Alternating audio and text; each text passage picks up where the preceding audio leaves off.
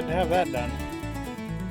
As you can see, like I said in the last video, I was going to put a second walk board up there. I changed my mind, got more comfortable walking up there, so I just did it the way I was and worked out just fine. So 1 down, 3 to go, and then the little cap on top, and we'll be done with that.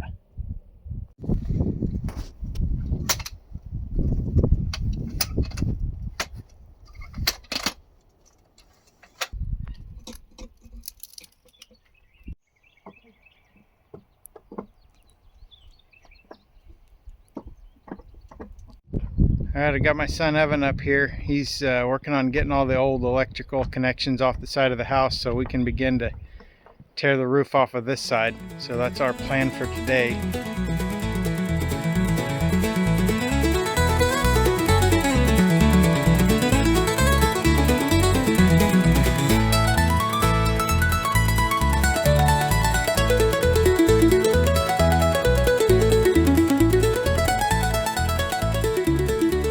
I know you're not supposed to give away superhero secrets, but I found where Spider-Man has been living, and he has a friend.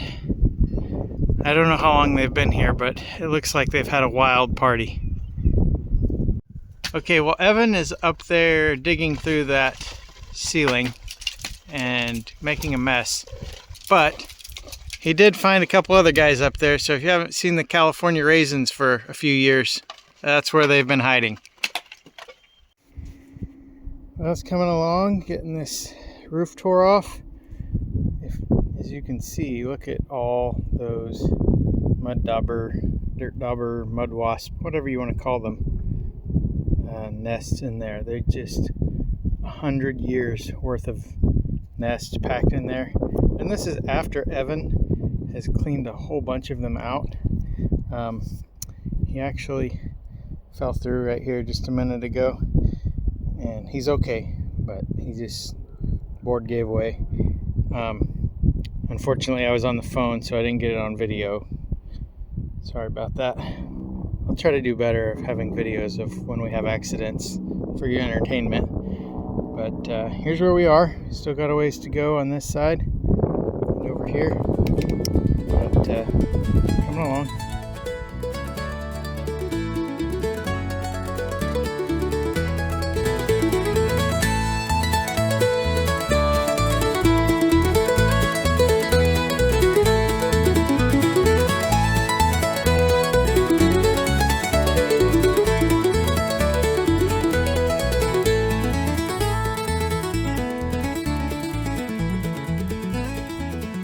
Okay, here on the side of this dormer where the roof and the siding meet, I had my suspicions about this and I was correct.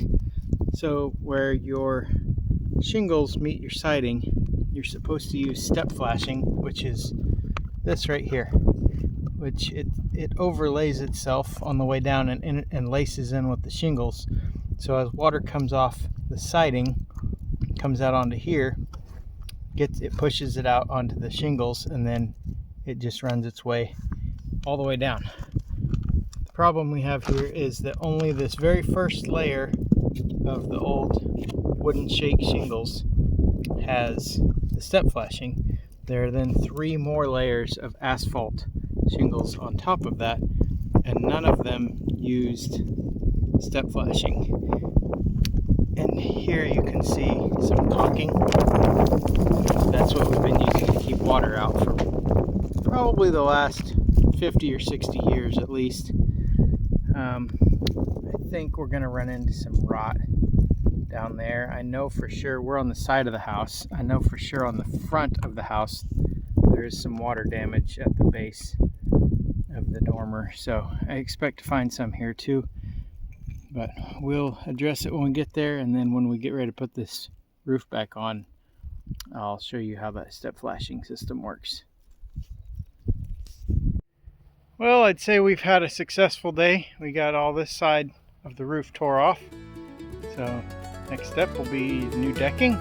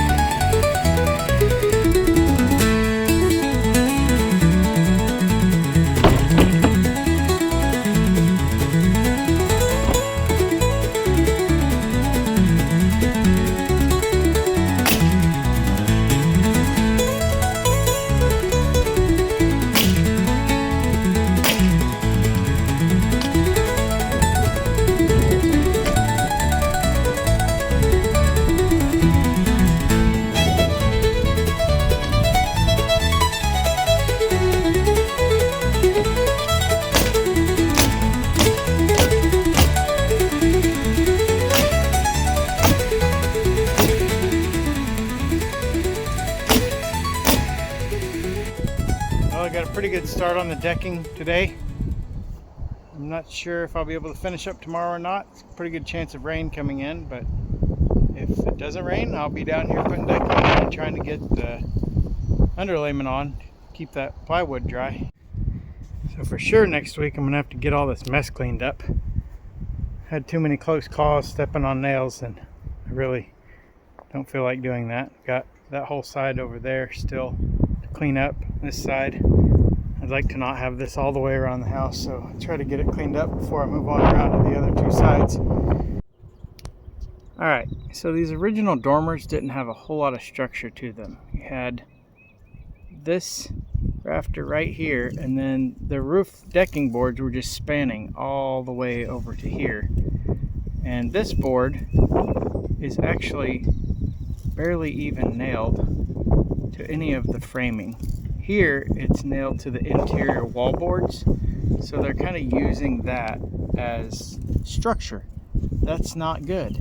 So I've added one rafter in here, and then my plan is to come from this rafter and try to come up and join in with this crossboard here, which actually should not be laying this way. It should be standing up this way to carry that weight. But that is what it is. I'm gonna try to strengthen it if I can, but if I can't figure out a way to get boards in there, then I'll have to do something else.